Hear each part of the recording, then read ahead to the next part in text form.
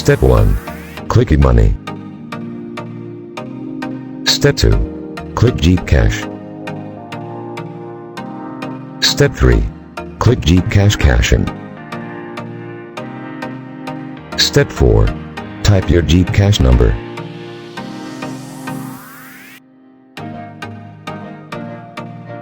Step 5. Type the amount you want to cash in.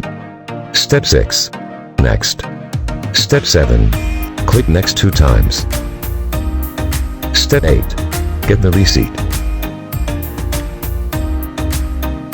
Go to the counter and give your payment.